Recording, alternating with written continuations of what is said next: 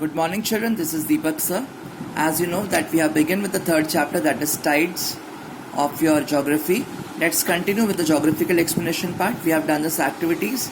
Now we are learning about the geographical explanation about the centrifugal and gravitation force.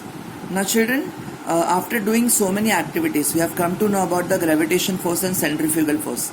Now what exactly is the centrifugal and the gravitation force? Let's see children. Now children, due to the rotation of the earth gets a type of the force or power. Now this force works away from the center and it is called as centrifugal force. So what is the definition if anyone will ask you what is centrifugal force? The force which works opposite to the center of the earth, opposite to gravitation force, that is called as centrifugal force. It is away from center, that it is called centrifugal force. But the centrifugal force is not as powerful as gravitation force. Gravitation force is working more. It is many times greater than centrifugal force, and that is the only reason that the things on the earth remain on its surface and it doesn't go away from it. If you are able to see this children diagram, here they have shown you G as gravitation force and C as centrifugal force. So here when the poles, when the things are moving around like this from the topmost and from the center, and if this we are able to see. The gravitational force is pulling things toward the center of the earth and centrifugal is throwing things out away from the surface. But as I said the force of gravitation force is greater than centrifugal force. Hence the objects remain on the surface. Next we are going to learn about tides. Now children, what are tides? We have already seen. The following factors are responsible for occurrence of tide. Now what?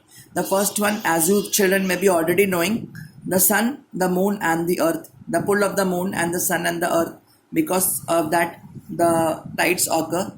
The second reason for it is revolution of the earth around the surface and indirect revolution of the moon. Now children, earth is revolving around the sun, but because moon is a satellite of earth, that is why moon and earth simultaneously rotate around the sun.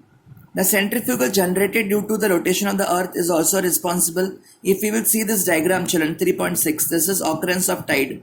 Now the moon is closest to the earth's surface during this time. That time high tides occur, and if it is occurring here on 0 degree, the similar high tide will be observed in the 180 degree also, and the other side will be experiencing low tides. So towards the equatorial belt we are having high tides and toward the poles we are having low tide. So let us see the explanation part children. The moon is close to the earth than the sun. Hence the gravitation force become more effective than the sun. So gravitation force of the moon is more effective. The tides occur due to the relative position of the moon, the sun and the earth.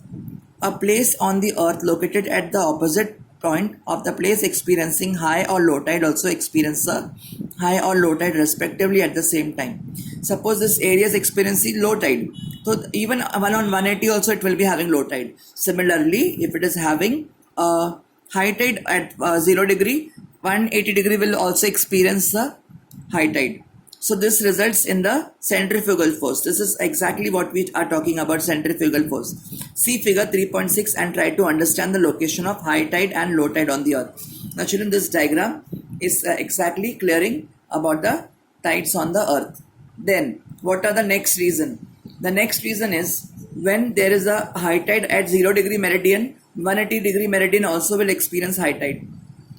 Last point, the meridian that are at right angles toward those will experience high tide, will experience low tide. Now see, the 90 degree from this will experience low tide on both the direction, that is toward the poles.